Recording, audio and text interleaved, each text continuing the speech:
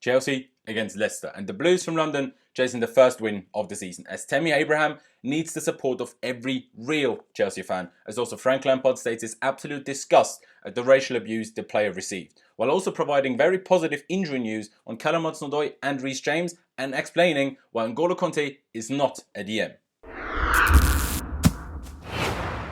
Hello there guys, and welcome back to Blues TV for my preview of Chelsea versus Leicester, as we finally want to, get our first win of the season as we play at Stamford Bridge for the first time this season. And this time, I'm very much so looking forward to the game. Unlike on Wednesday, I am very much looking forward to it now because Wednesday gave me a lot of positivity. But before getting into today's preview, there is something else that needs to be mentioned, and that is obviously still touching on the game on Wednesday. Now, that is the whole situation surrounding Tammy Abraham, because as we all know, he missed that decisive penalty against Liverpool for us to lose the Super Cup, yeah? But what happened afterwards has been absolutely disgusting and vile. Absolutely disgusting. As the player didn't only receive abuse, which is bad enough, but also received racial abuse on social media, basically after that miss by our own fans, by Chelsea fans. And it's disgusting. It's absolutely disgusting. And I cannot accept it. I cannot accept it anymore. This happens at Chelsea way too much. That's that kind of thing. It happens not just at Chelsea, of course. It's every football club. It's probably every football club in the world. It generally, racial abuse happens way too much in the world. But, I am a Chelsea fan. Tammy Abraham is a Chelsea player. So I don't want to see this happening. It is absolutely disgusting. He's one of us. I mean, he's been with us since he's been like 8 years old. And now we support him because he misses a penalty in a game that half of you before the game said it's a nothing game anyway because we'll get battered by Liverpool. Then we didn't get battered. We almost win on penalties. And then he gets racially abused for it. Are you stupid? Are you fucking stupid? Just get in the bin. Do you know what I mean? Get in the bin. If you racially abuse Tammy Abraham, you're disgusting. Absolutely disgusting, and I don't ever want to talk to you. It's absolutely disgusting. And I do hope that Tammy Abraham knows that real Chelsea fans do not do such things. Proper real Chelsea fans, not twats. Yeah, not twats. That, that we support him, we stand by him, and we love him, and we will support him, until everything goes right. And it's not going to stop because of a missed penalty. It's not going to stop because of a missed chance in a football game. It's not going to stop. He's one of us, and we're going to support him, and that is that. And, I'm going to leave it at that for the situation, but it's absolutely disgusting. Of course, now, before getting into the preview, it's YouTube. I have to say that kind of thing. If you're new here, please do subscribe to Blues TV. And also, don't forget to hit the notification bell button and choose to be notified about all uploads so you don't miss any of our future videos. And of course, if you wouldn't mind, please also drop a like on this video and leave me your thoughts ahead of the game, down in the comment section below. But now actually talking about Leicester, now finally talking about our opposition, of course, in Sunday's game. And Leicester, to me, are a very, very interesting team because I guess them, alongside Everton and Wolves, are the teams that at least some, people spoke about that are certainly fighting for the Everton Cup and finishing 7th. But if one of the top 6, would slack, could be the team that, makes top 6 instead of whoever slacks, I guess. And that is interesting. What is also, interesting is that, of course, lost arguably their best player, one of their best players anyway, in Harry Maguire. And that obviously changes the situation slightly. Is it then still realistic for them to fight for top 6? Probably not. But at the end of the day, only time will tell, really, especially, to be honest, as their preseason did look pretty good. Although, as you can see on screen, while they did win 5 out of their 6 friendlies, and that other one was a draw, the level of their opponents wasn't quite, where it was for Liverpool, Man United, and even ourselves. So, I guess you have to look at it in a slightly different light. And also, what is without doubt, is that they did spend big money though this summer. Even though they received, of course, a lot for Harry Maguire, who obviously went to Man United, they also spent a lot of money. 30 million on Newcastle's Ayoze Perez, 40 million on Yuri Tillemans from Monaco, and this time a permanent deal. I'm pretty sure they had him on loan last season already. And another 20 million or so on midfielder Dennis Praet from Sampdoria Genoa, who they signed on deadline day, who didn't actually play in their first game of the season. But, they still spent some big money. And as I touched on it, their first game of the season brought a pretty, I'm not going to say boring, but, well, scoreless 0-0 draw between them and Liverpool. And it was a weird game. I only saw the highlights of it, but it's a weird game comparing the stats and the highlights because Leicester had pretty much all of the ball, but only had 1 shot on target, while Wolves had 2 and also had a goal disallowed through VAR. And the very harsh new handball rules, in my opinion, should never be disallowed, that goal. But by the new rules, it has been disallowed. And so, judging from the highlights, Wolves probably had the better chances and probably deserved to win, so maybe a slightly fortunate point for Leicester, especially with that, disallowed goal. But, a draw nonetheless against one of the other teams that is apparently fighting for top 6, or especially fighting for, obviously 7th. But what will also be interesting is how they do against a better team like ourselves that will most likely dominate possession. But none of Leicester's pre-season games or Wolves try to be like that. So it will be interesting to see whether Brendan Rodgers will stick with the 4-3-1 that he's been using, in there and in the game against Wolves, and how they will do defensively when they don't have the ball. Because like I say, they had 70% of the ball against Wolves. So that is obviously very different. But also, will they still try to dominate? Will they try to go toe-to-toe with us in trying to dominate the game? Or will they just kind of accept that at Stamford Bridge that will just mostly be Chelsea and set up a bit more defensively? And that's just difficult to predict for anybody. But what is without doubt is that they have some very, very good players and players that can hurt anybody. And I can guarantee that it won't be an easy game, especially the likes of James Maddison, Yuri Tillemans and Jamie Vardy, of course, with this pace, need to be watched out for. They just need to be watched out for. But I do though think that they are defensively quite a bit worse now that Harry Maguire has left. And yeah, I think we are very much so capable of beating them, but I don't think it will be an easy game at all. Now, that is that about Leicester.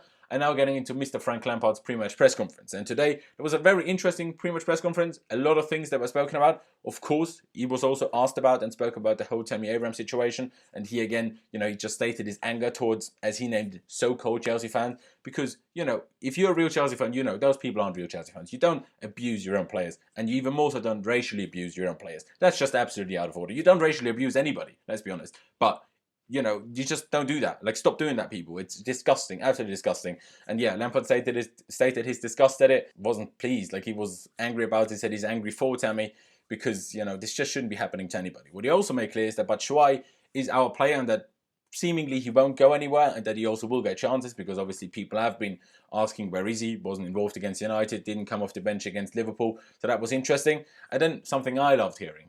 He was asked where he sees N'Golo Kanté, what he thinks is his best position. And Lampard firstly said that, he thinks that question was already over-talked last year, and that was just him looking in from the outside. He doesn't even want to imagine what it was like from the inside. And he just said, Kanté, first of all, is a midfielder. That's pretty obvious. But he said he has way too much in this game to just sit deep all game. He has way too much in his locker to just do that and not do more. And he said it's being so good at winning the ball back is really important for us because doing exactly that, winning the ball back, is even better, arguably, when he does it higher up the pitch because he's just so absolutely incredibly good at it. And he also said he's also very good at driving the ball. So him just sitting deep, that would just be a little bit of a waste in a sense. And we need kind of other strengths there, such as the strength of Jorginho, who can dictate stuff, which is not exactly N'Golo Kanté's strength. And basically, Lampard just said that N'Golo Kanté is not a defensive midfielder. And maybe the ones of you that still haven't understood, maybe you will believe Frank Lampard. You didn't believe Sarri, you didn't believe me, you didn't believe other people in the YouTube area, I guess, that said the same thing. Well, maybe you will believe Frank Lampard. So that is that. And then on team news, there was also a lot of interesting things that Frank Lampard spoke about. Firstly, Willian and Rudiger, who were of course both on the bench against in Istanbul against Liverpool. They are in contention for the game on Sunday, Lampard said.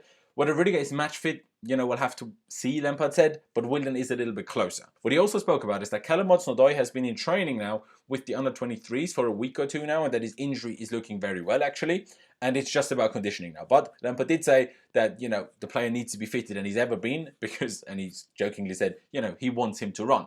Also, what is really important is that he said Reece James is doing very well in recovery. He said he will be a big player for us when he comes back from injury. And he said that will probably be in around 2 or 3 weeks' time. Now, I'm not 100% sure whether that will mean in 2 or 3 weeks' time he will start training or how far into training he already is. I'm not 100% sure on that.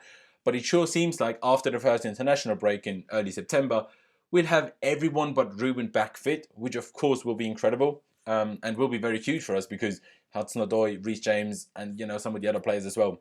It would just be very, very big for us to have back and just improve our team. They would just improve our team. But nothing else was actually said on injuries. Where it was Christensen who came off against Liverpool.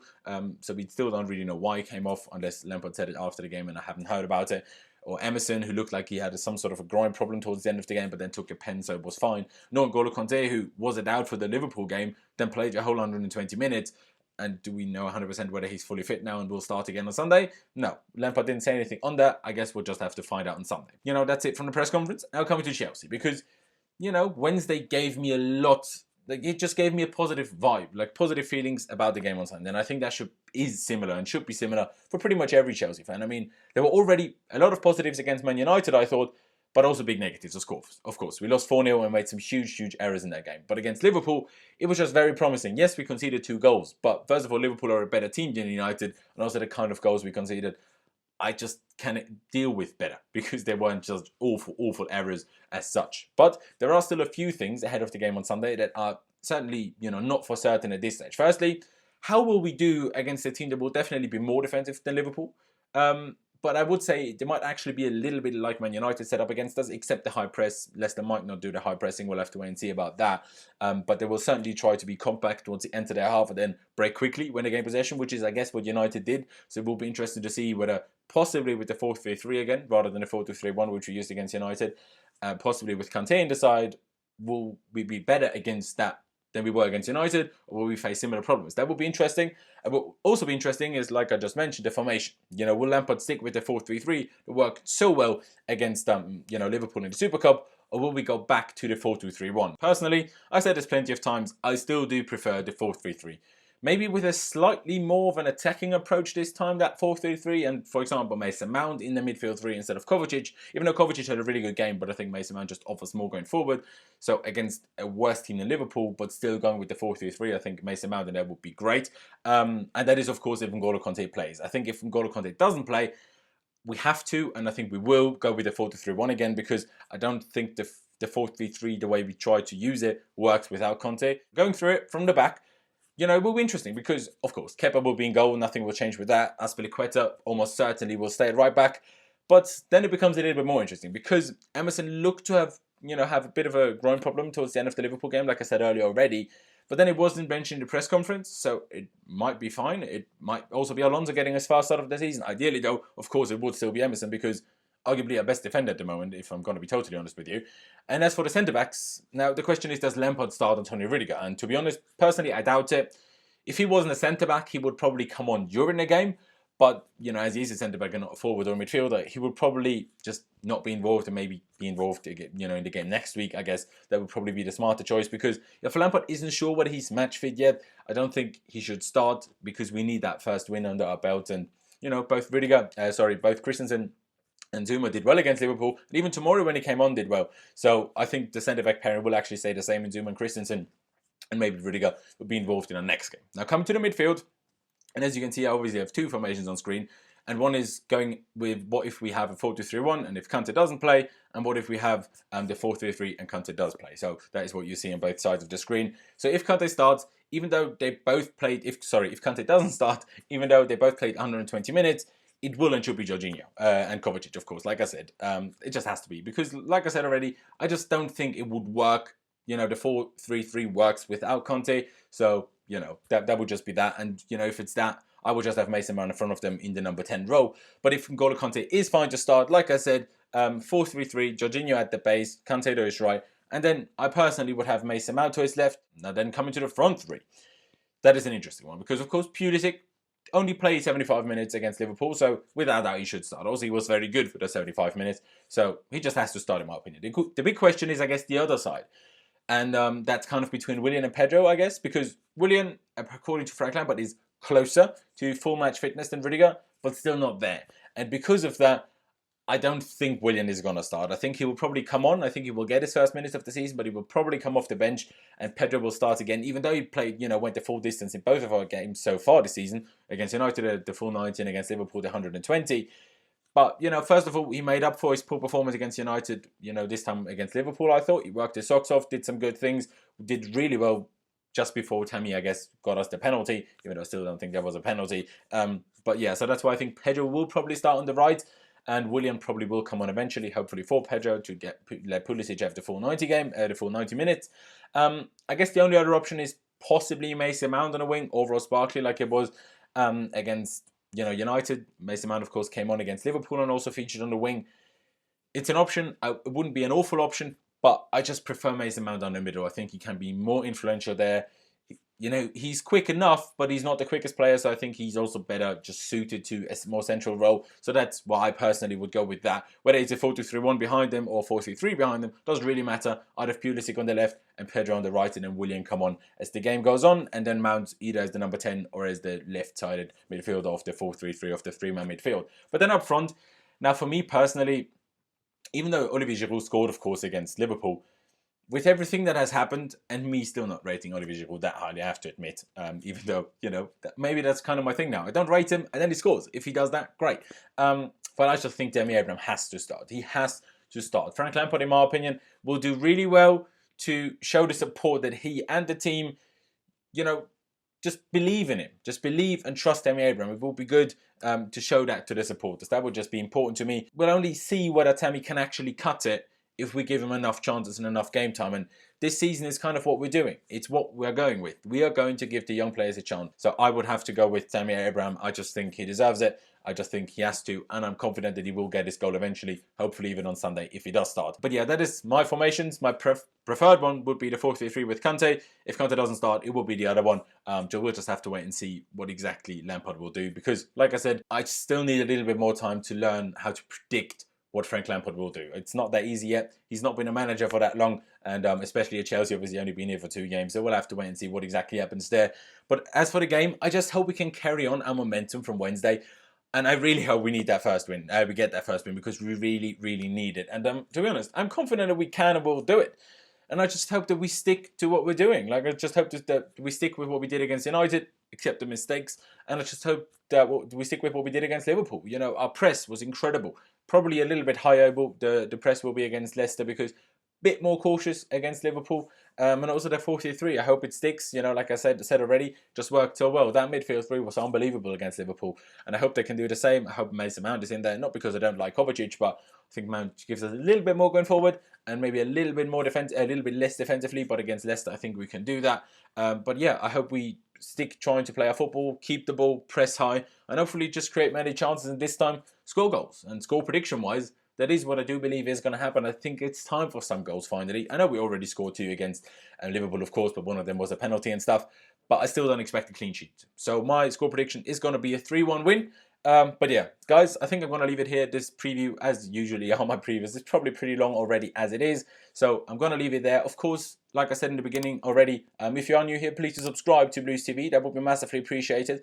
Also, smash the notification bell button so you get notified whenever we do upload, so you don't miss any of the future content.